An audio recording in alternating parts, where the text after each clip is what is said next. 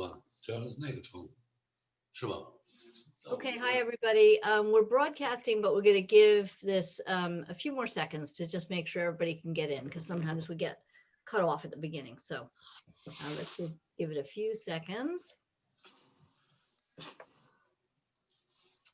And I guess we'll get started. Give it a second, Dada. Okay.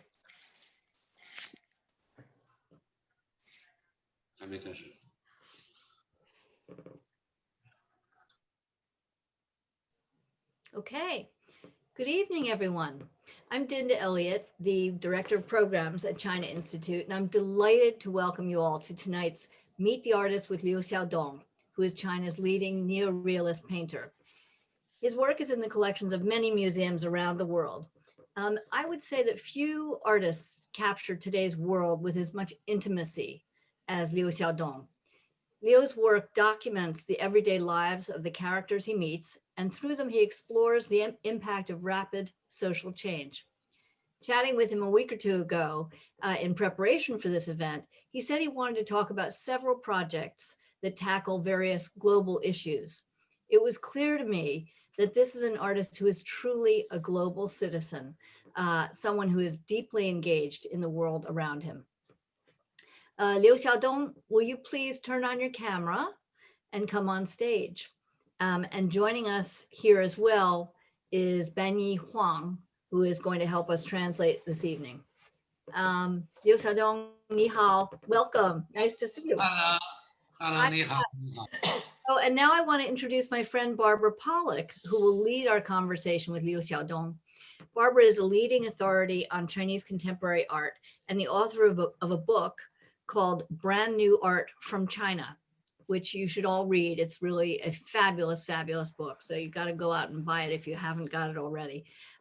Barbara is also a curator and the co-founder of Art at a Time Like This, Inc., a platform for expression for artists at times of crises.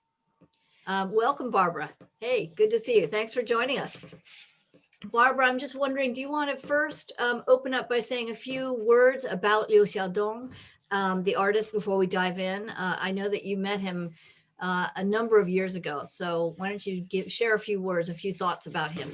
Yes, I know Liu Xiaodong very well. I've met his wife, who's also a fabulous artist, Yu Heng, and his daughter, who recently graduated from Yale and is a digital artist. And so it's an artistic family. They're lovely people. But the most important thing I want to talk about before we leap into asking Liu Xiaodong questions is his place as a realist artist in contemporary China. Because he comes from a point of education where everybody was educated in the socialist realism of the Cultural Revolution. And then after the Cultural Revolution, and he came along 10, 15 years later, artists really wanted to use these tools, but to tell just the opposite message. Instead of using realism to convey a government's point of view, they wanted to use realism to convey something of the people. And Liu Xiaodong fits perfectly into that. And he's a global citizen. So the people he's looking at are not just Chinese people, but different groups of people living on the fringe or endangered people all over the world. Mm-hmm. And I think it's important to know that context as background before we look at the work. Wonderful. Okay, well, thank you so much for that. And before I really want to hand this over to you, Barbara, but first I just wanted to ask Liu Xiaodong a few questions that might help us understand how your attitudes and worldview developed. Liu Xiaodong, you left your hometown in northern China when you were just 17 to attend the Central Academy of Fine Arts, to attend school there and at high school and then college there. So tell us a little bit about what that was like, that trend, you going to Beijing from a small town in northern China, going to Beijing in the 1980s. What was that like?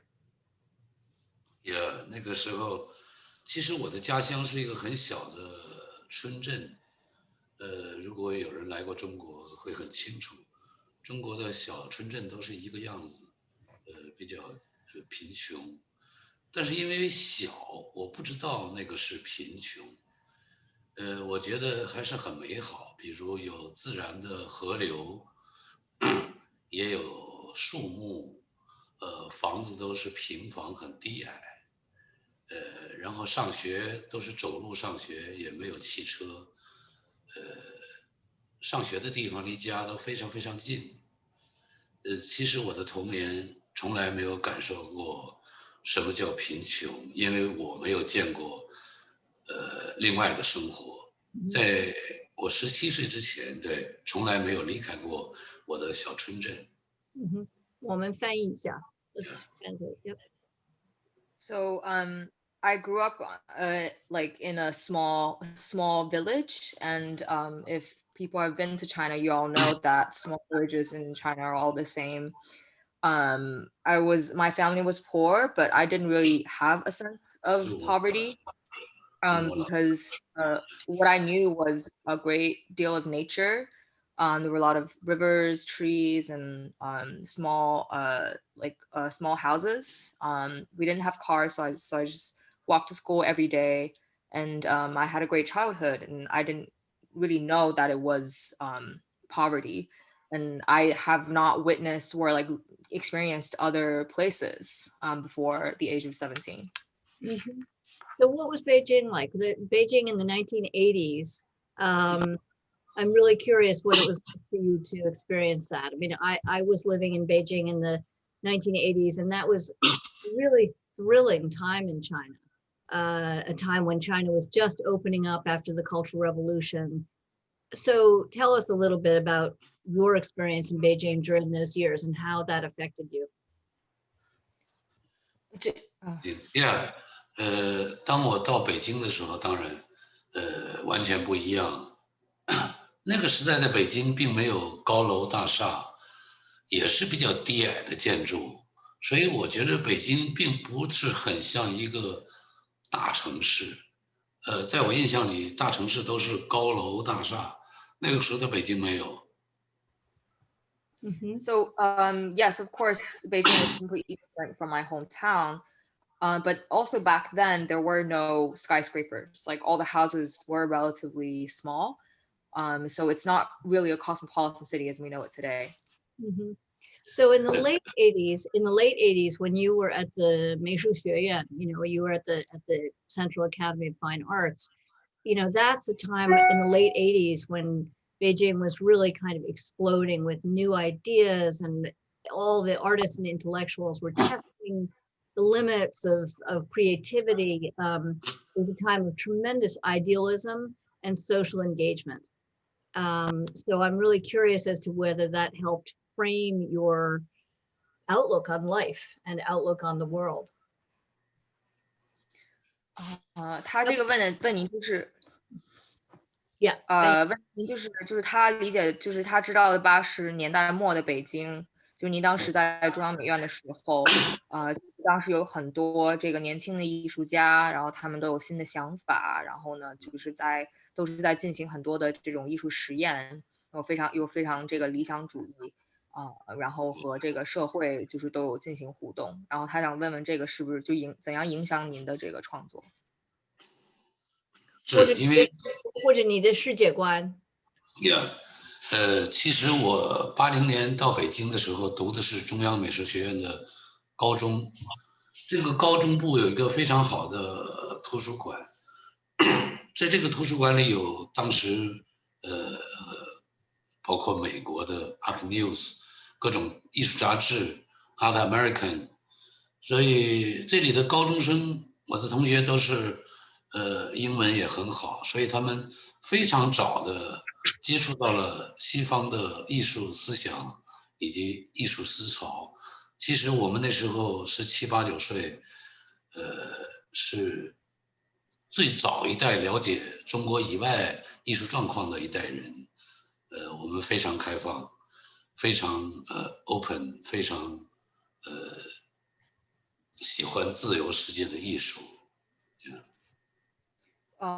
So when I got to CAFA in the 80s, I attended high school, the high school affiliated with CAFA, and there was a really good library there at the time.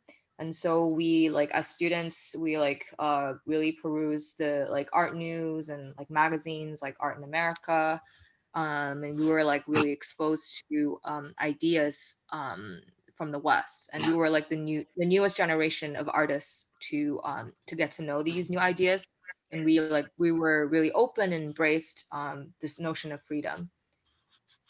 我们上课是严格遵守法国的学院派的教学体系，以及前苏联的艺术教学体系，都是非常严格的写实绘画的教育体系。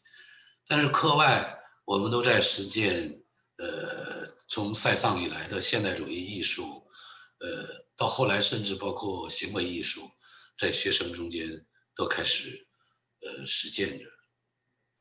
之后您说的塞尚现代艺术之后，从塞尚的现代主义，从塞尚的绘画一直到后来的行为艺术，其实在学生的业余生活里都在实践着。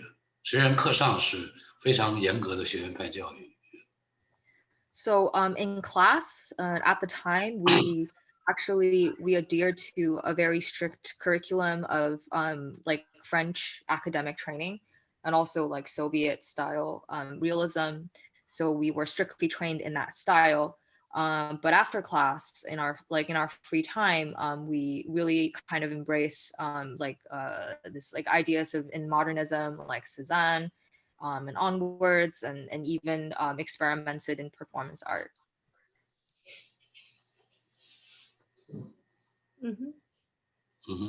Right. Yeah. 你要不要再说，还是我们再继续提问题？可以再说两句。对对，你说吧。80年代非常活跃，社会上也非常活跃。更重要的是，那个时代的信息很多都集中在非常好的大学里边，比如中国以外的关于艺术的信息、哲学的信息，很快速的都在大学里头传播。那个时候的大学是真正的信息中心，是最是非常非常了解当时国外情况的一个中心，而且当时也请很多国外的人来中国做讲座，外国专家，包括中国华裔这种华裔的专家，沟通的非常非常的丰富。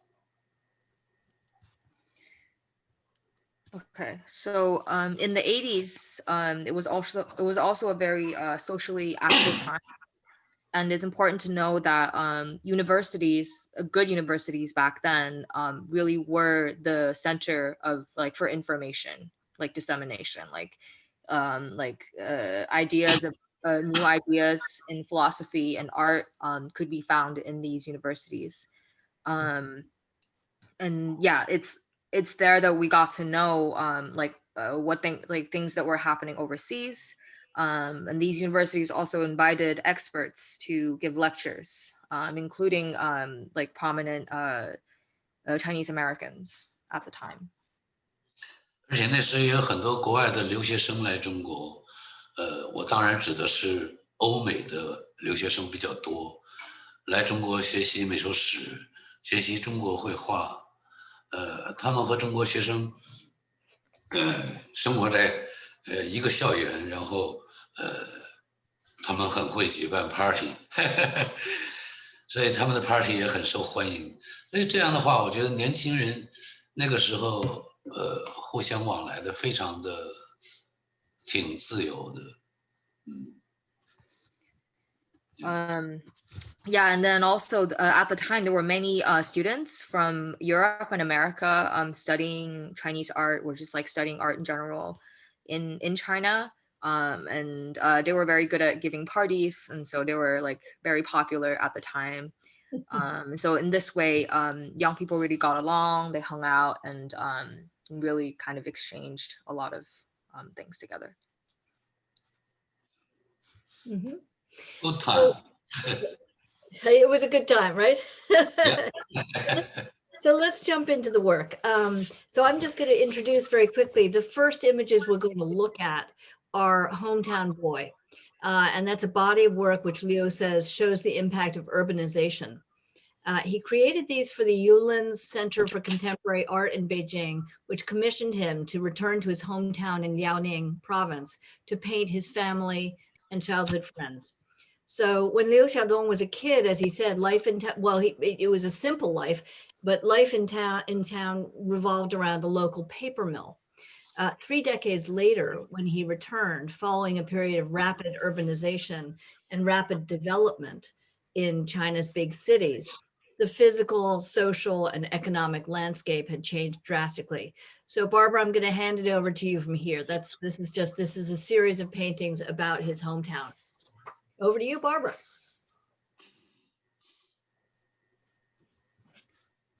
Oh, Barbara, you're silent.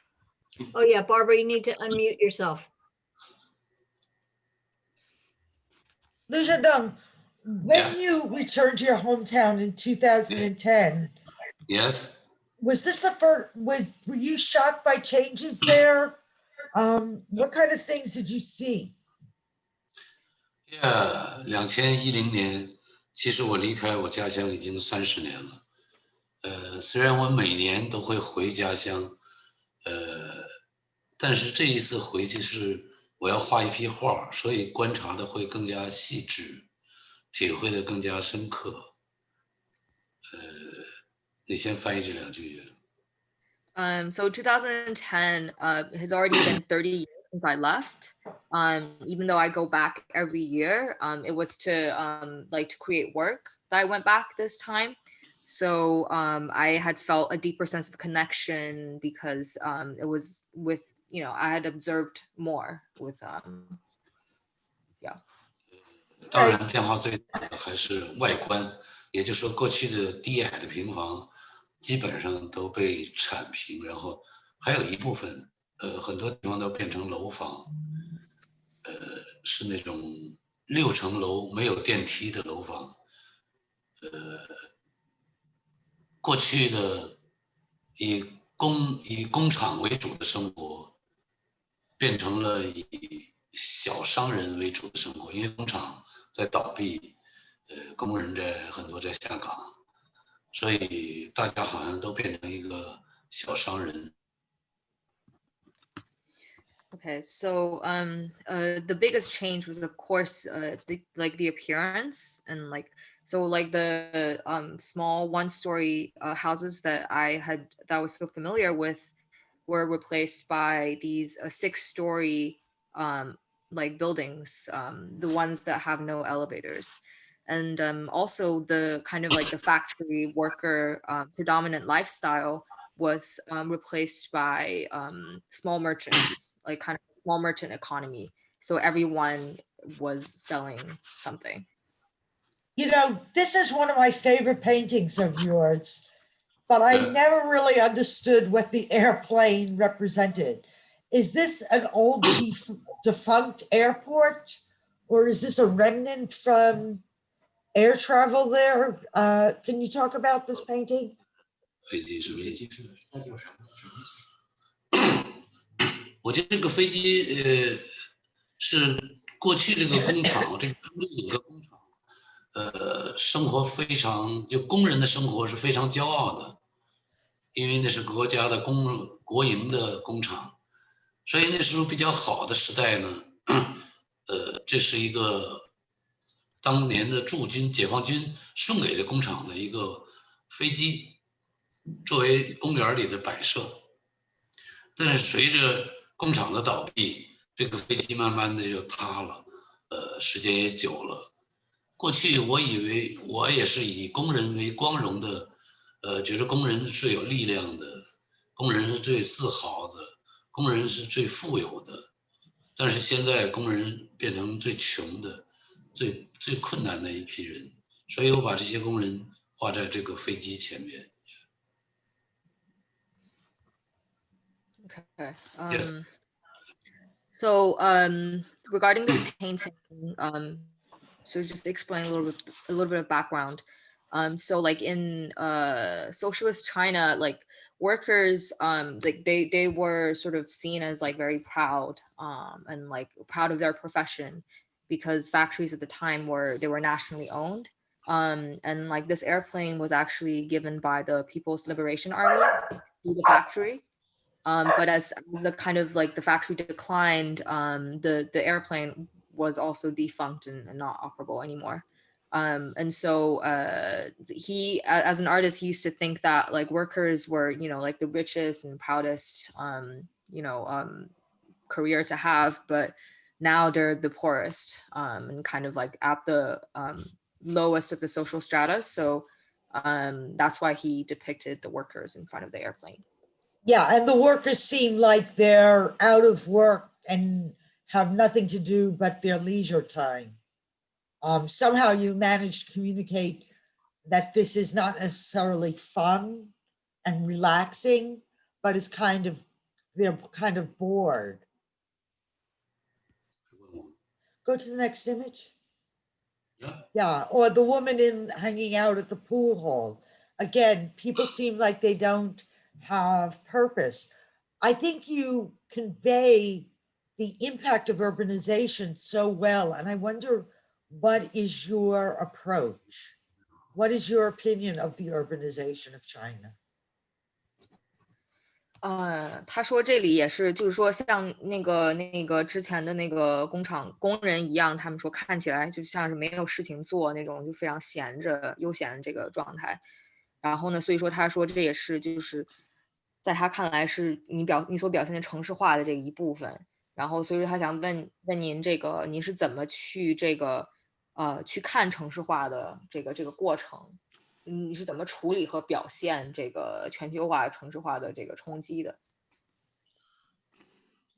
全球化和城市化，在现实生活里反映的非常非常的快。我虽然是一个在北京生活的艺术家，我觉着我都跟不上，这个速度太快了。比如现在都用手机，比如没离开手机，大家这种城市化的速度，如果你不是新一代的年轻人，你根本无法应对。所以这我心里有一种非常被遗弃的一种心情。于是我呢，画的人也都是被快速的城市化生活忘记的一批人。比如下岗的工人，比如没有事情干的一般的平常的人，我觉得这些人还很年轻，活得还很好，可是好像都变成大城市以后，这些过去都很有生命力的人，忽然被遗忘。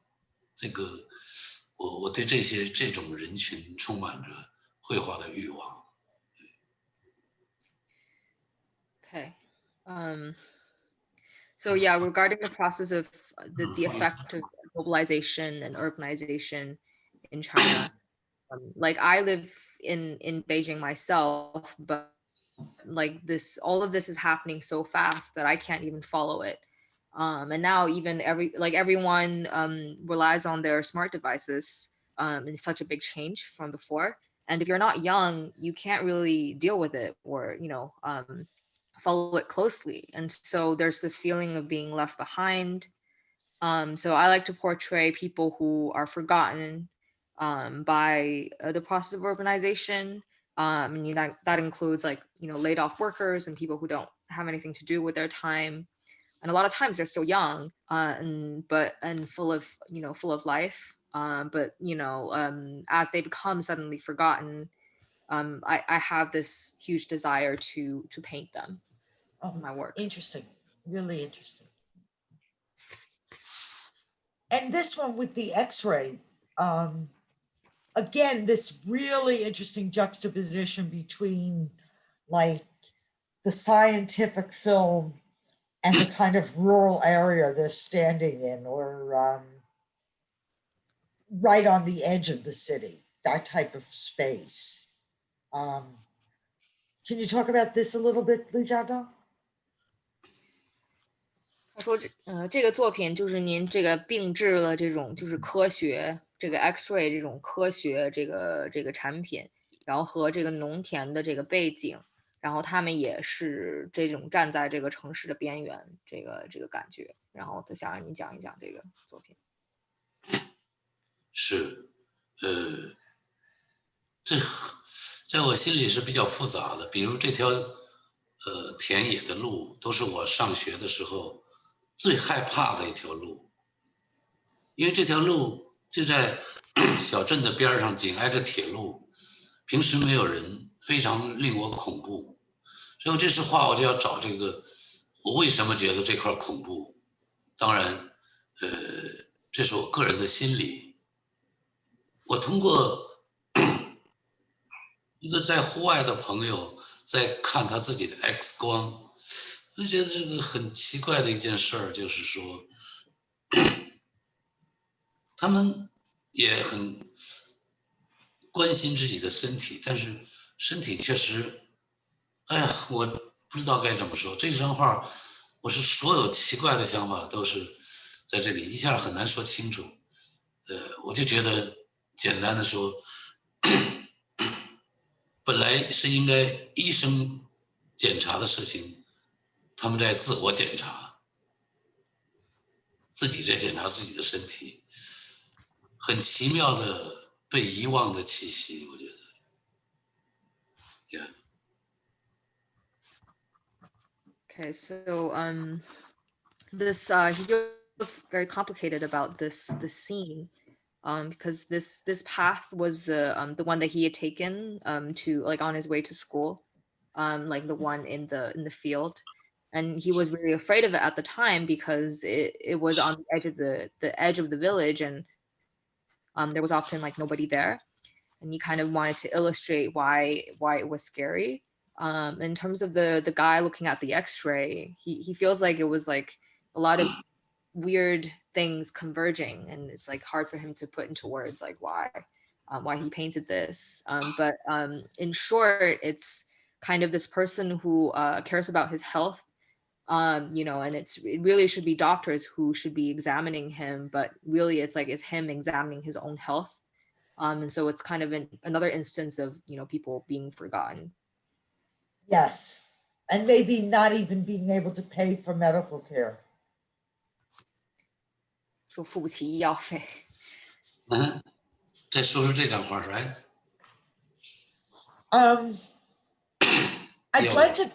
I'd like to go on to the images of Greenland. Oh, good. Yeah. Okay, this is oh. Yeah, Dinda, do you want to say? Yes, just jump in, Barbara. I don't think you need me to. Okay, I think the trip to Greenland is a perfect way for you to explain your process. Like, how did you decide to go to Greenland, and how did you hook up with people there? 他说就怎么去这个格陵兰岛，为什么打算去这里？然后呢，你是怎么认识当地人的？当然，这个是当年叫 Foursquare Foundation， 在北京有一个机构，他们希望做我的展览，他们说问我愿不愿意去，因为他是丹麦的嘛，这个机构是丹麦的，他问我愿不愿意去 Greenland 去画画，说那里有一个孤儿院，可以叫我去看一看。我当然非常愿意，至少我第一个印象是，在地球的尽头有一座孤儿院，这是个非常有诗意、非常遥远的一个有诗意的一个主题，所以我就去了 Greenland。对，我去那个孤儿院去画他们，去就是这个样子。对。So at the time, there was a foundation. I think it was called Fosco Foundation. Forshao Foundation. Oh, Fosho, yeah. An institution in Beijing, and they asked me if I wanted to go to Greenland.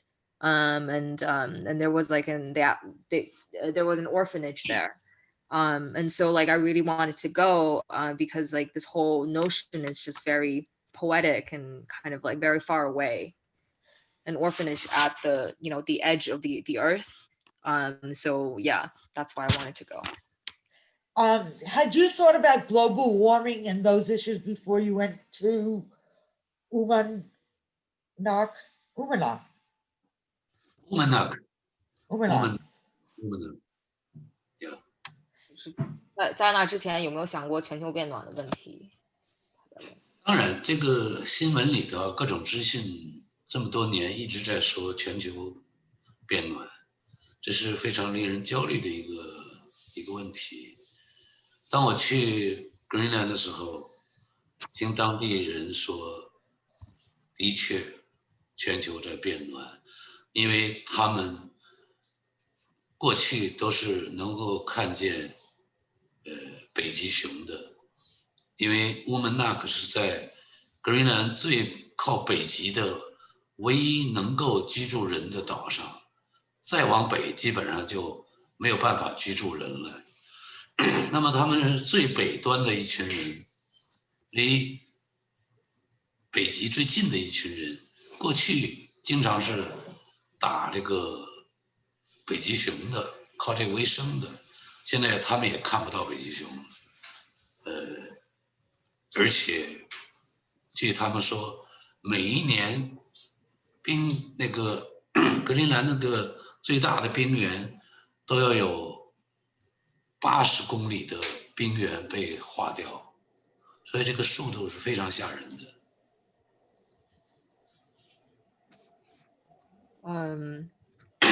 Yeah, I had definitely heard of global warming before. You know, it was all in the news, and it was definitely very anxiety inducing. And when I finally went, yes, like people there told me that global warming was definitely something that really affected their lives. They used to be able to see polar bears all the time, but then they couldn't anymore. And this was actually, that area was the northernest place that was habitable by people.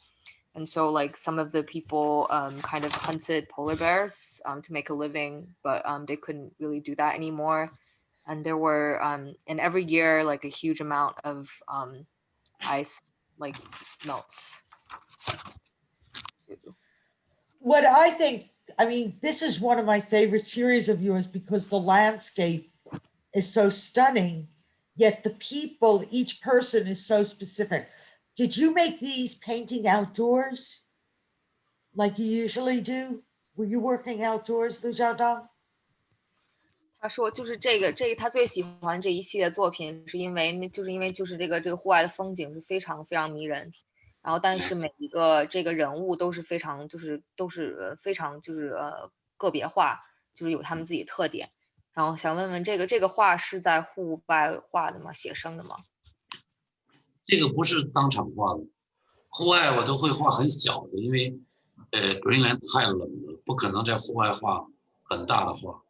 这张不是，但前一张有小孩扔那个标枪那张画是在户外画的，那张画是纯粹在户外画的。Yeah, this one was not made on site. He had made a quick sketch at the time because it was so cold in Greenland outside. Yes.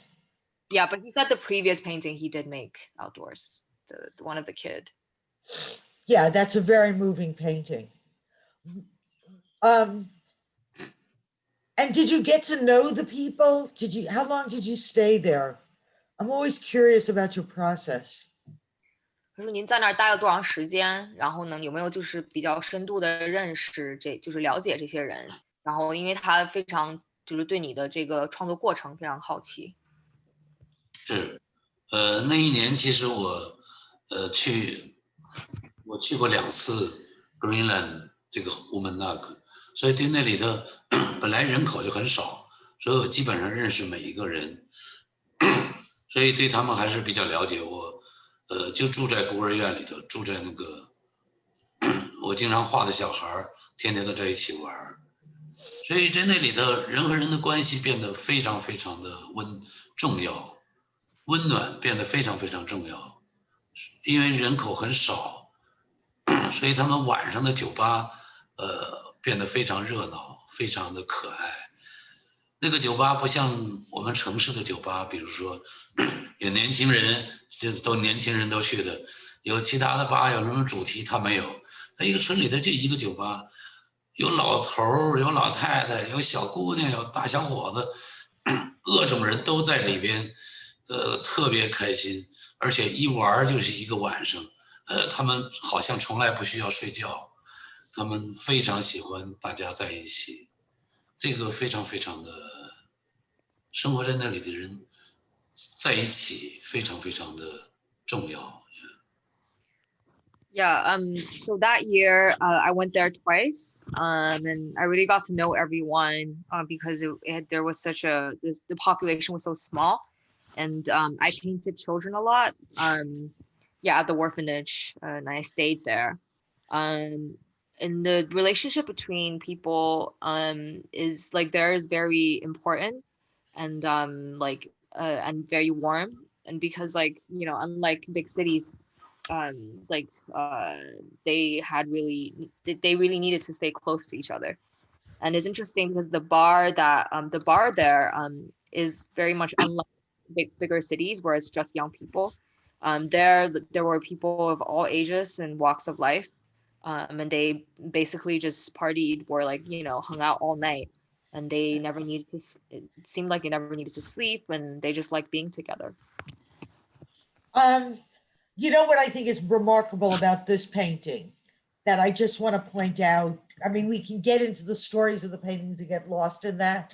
But if you look at his skill as a painter, that he's not working with a tight, hyper-realist brush. He's working very loosely, but yet he gets every detail of like the dogs, the huskies, or the expression on the kid's face while he's eating a chunk of ice or fish or whatever. And, the older man, the way he stooped down, looking in that hole for when to spear a fish. And then if you look up the way the sky is painted, and he can combine all these things. So, what I think is fascinating is that they're beautiful paintings, even though they're delivering social messages at the same time. All right, Dinda. Sorry, that is just so fabulous. I think you really captured so beautifully, what Liu Xiaodong achieves in his paintings. So this group of paintings that, again, these are paintings that Liu chose to talk about in tonight's program. This group is called Borders, and he says that this group explores themes around immigration. You can see they were completed during a 1,500-mile trek via towns that sit along the Rio Grande, US-Mexico border. And the Dallas Museum, I think it was the Dallas Museum, is that right, Barbara, commissioned these? Dallas Contemporary. They sent him on this trip.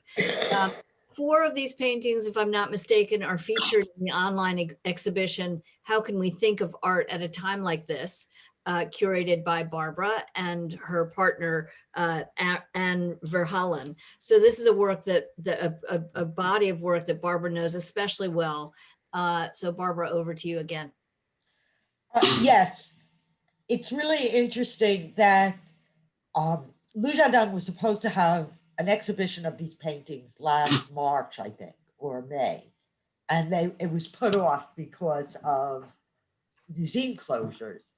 But the museum sent me images because they knew I was interested in his work. And we immediately said we needed to put them in the exhibition.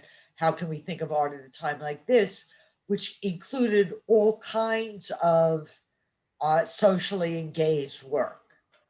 And we didn't have that many painters in that exhibition because it's hard to find this exact combination of political savviness and sophistication with painting. What I think is really interesting about this series is like it's right of this moment. It's exactly about immigration as it's going on in 2019 when he took the trip and continued to go on to right now. And yet they're ravishingly beautiful photo paintings. I want to know from Liu Xiaodong, first of all, what type of arrangements did you make to give you access to people at the border?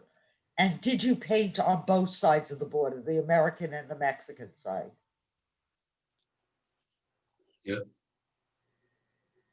巴尼，他问您就是这个当时是怎么，是经过什么样的安排，然后呢，您才能够去认识这个边境这边的人，然后您有没有就是和两边就是美国和墨西哥就是两边的人进行对话和交流，还是只是一边？这个项目是由 Dallas Contemporary 一个 director Peter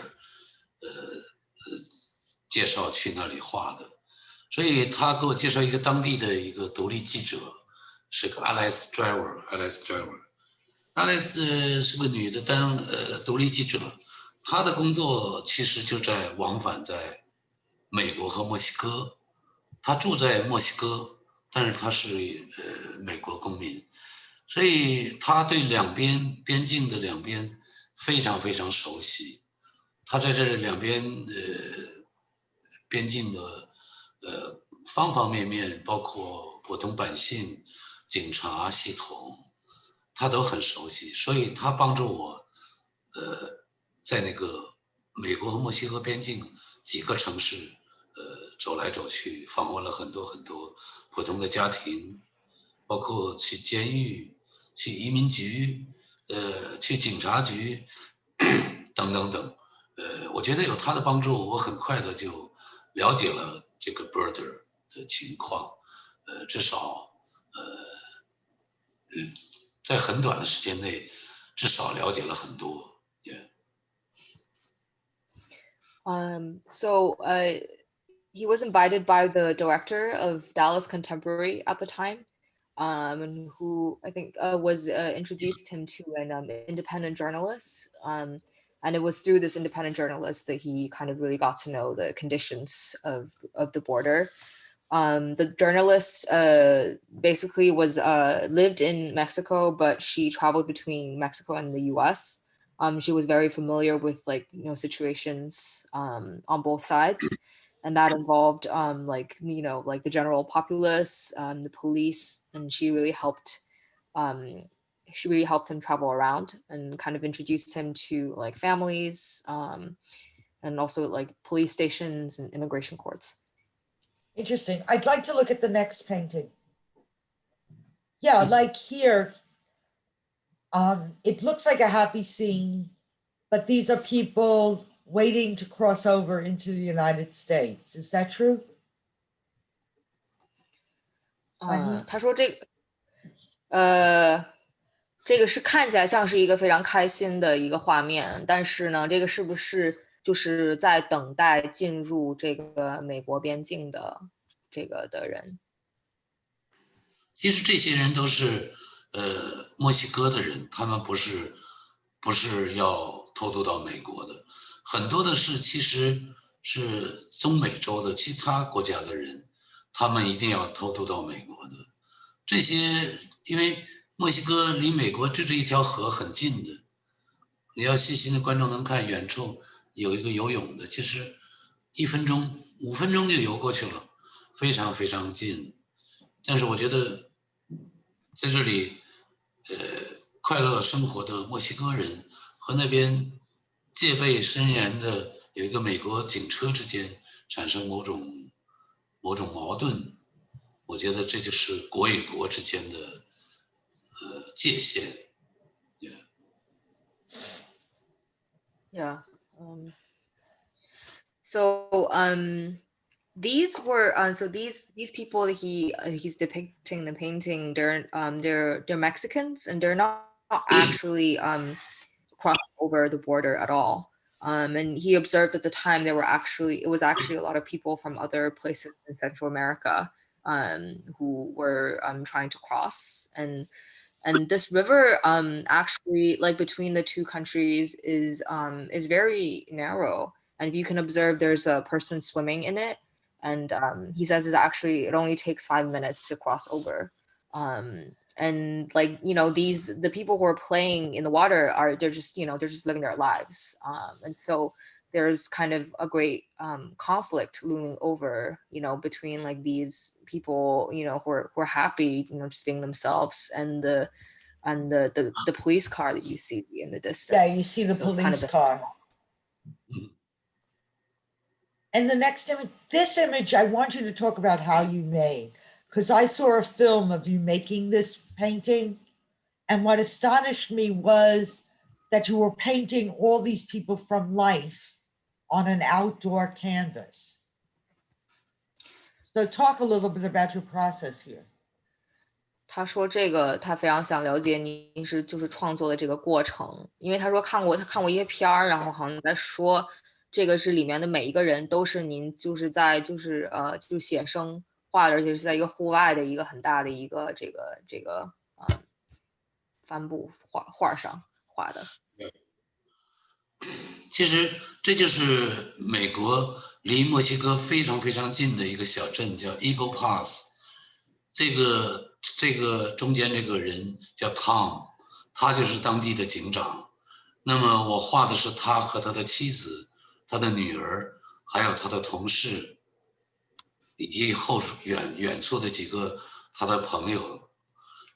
他是一个非常让我温暖的人，他非常非常好。当时我画他的时候，其实中国正在那叫什么？病毒这叫什么？Coronavirus。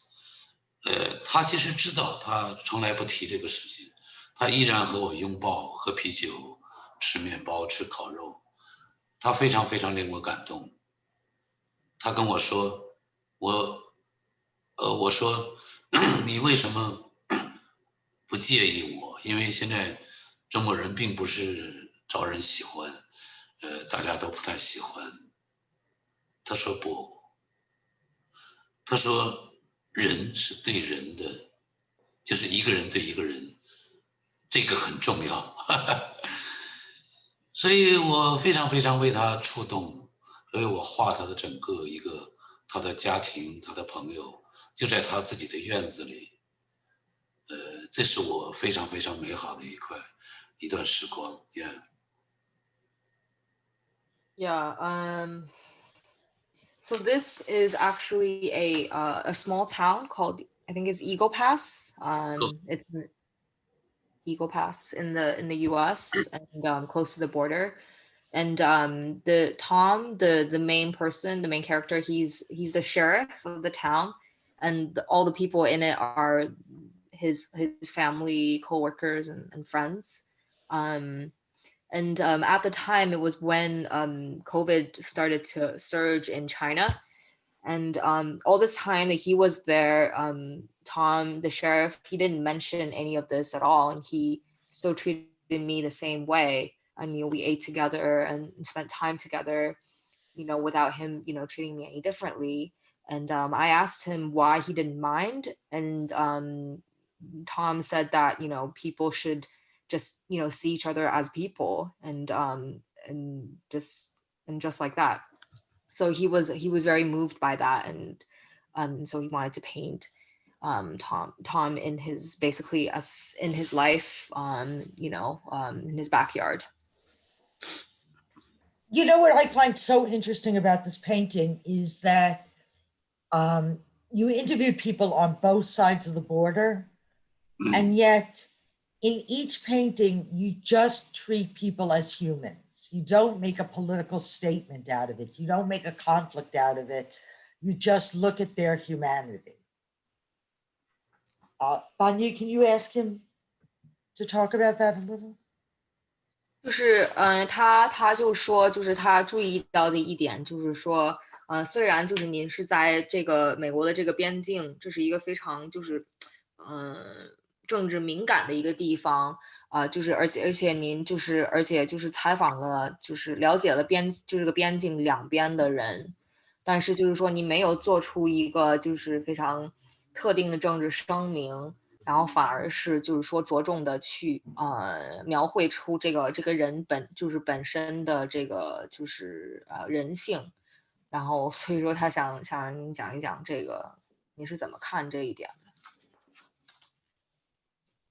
我觉得只有政治才把人分成好人和坏人。我觉得艺术家和政治家完全不同。我觉得一个人的生命，很真实的生命，都是在灰色地带度过的。我们没有非黑即白的生活，我也不愿意过非黑即白的生活。我喜欢很人性的，在很相对自由一点的灰色地带去生活。我希望这个世界也不是那么简单的正确或者错误。我希望把正确和错误同时摆出来，让我自己也让喜欢看画的人去思考。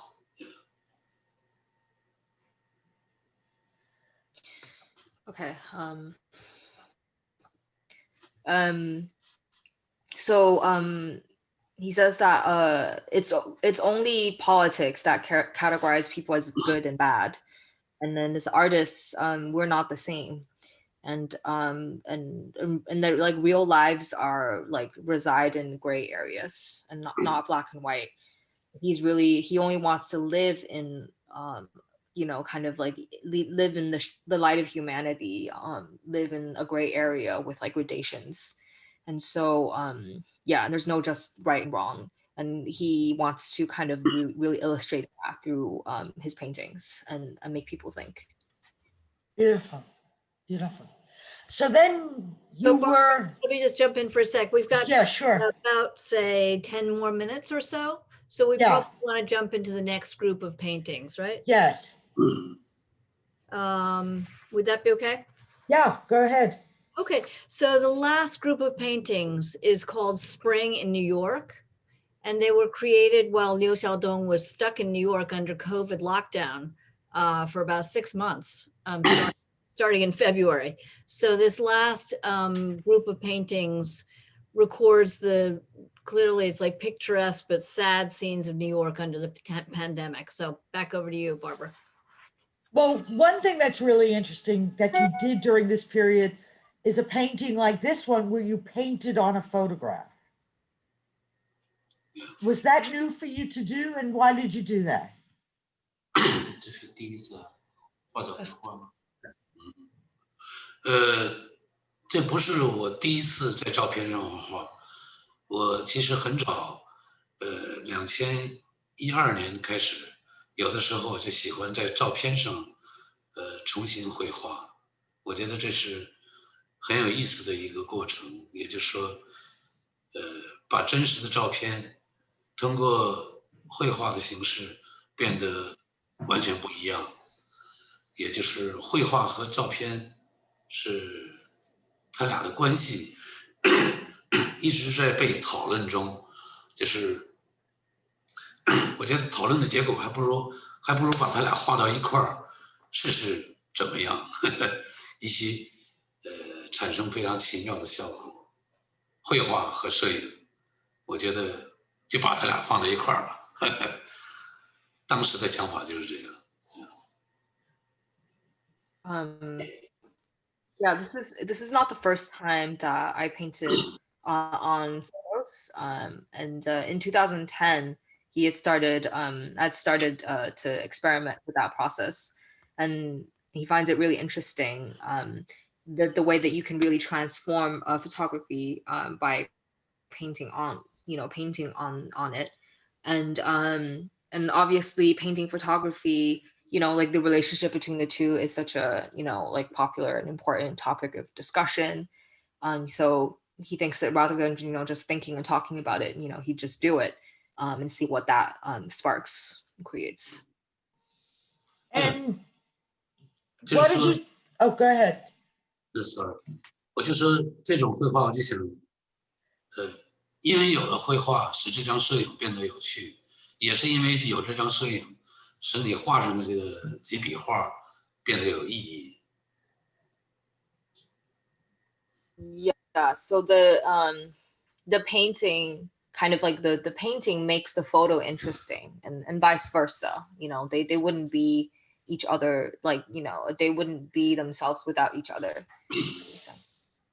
You know, and so many of the paintings you did while in New York are of empty streets and no people in them. Is that because you were feeling lonely, or did you feel like the city was feeling lonely? Mhm. 他问你，就是你画这个很多这个纽约的画，就是街都是空荡荡的，然后这个是因为您当时心里很寂寞，还是您觉得这个城市本身就很寂寞？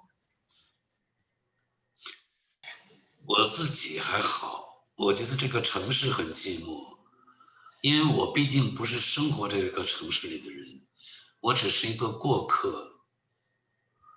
但是实实在在生活在这城市里的人，因为这个疫情，他们突然会发现了不一样。我觉得这个我在为他们寂寞。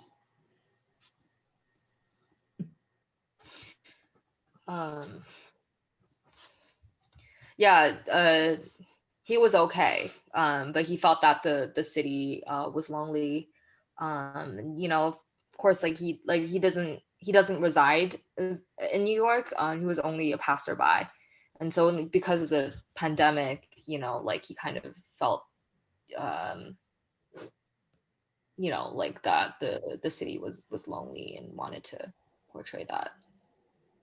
Beautiful. He felt lonely for New York. He felt lonely for New York. That's beautiful. I know. So Liu Xiaodong, what's your next project?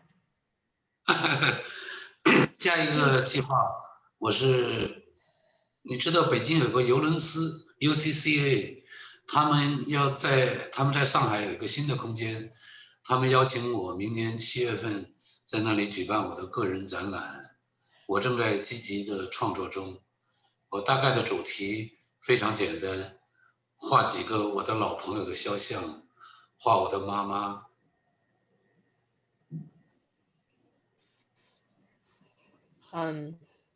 Yeah, so the Untitled, the UCCA, has opened a new space in Shanghai, and they invited him to do a solo show there next year in July. So he's busy working on that, and the theme is very simple. He'll be painting, be doing portraits of, you know, of his old friends and of his mother. Well, I hope by next July, I will be back in Shanghai and I can see your show. I am lonely for China. Oh, thank you. That's wonderful. So, Yeah. wow, that was, I mean, firstly, Barbara, good on you for this it is, you know, 8:59. So we are just on time, but wow, you know, Barbara, you probably want to add something, but I will just say that I find the work of Liu Xiaodong so moving, and the way he talks about his work so moving. You are such a humanist, Xiaodong, and couple of things, Barbara, one thing stuck in my mind that you said when you said that he makes social commentary without knowing it. And, you know, he makes these beautiful images, but and you don't even know that you're looking at social commentary, but you can see there's something deeper underneath it, which is so true. And the things that, couple of things that Liu Xiaodong said just now, which I think I will never forget. You know, he looking at the painting of the sheriff that befriended him, and he said, you know, you just look at the humanity, and he said, life is in the gray spaces. It's not black and white. I want to live in the gray spaces in the light of humanity.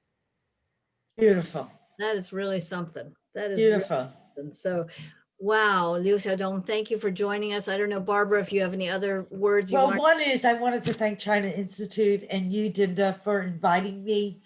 And I was so happy that I could get Liu Xiaodong. I feel like he's a close friend. Yeah.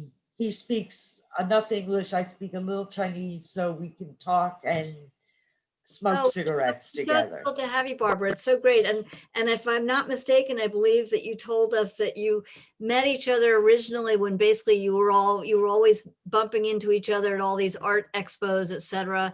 And the two of you Outside, smoking the cigarettes. smoking So cigarettes, exactly. yeah, yeah.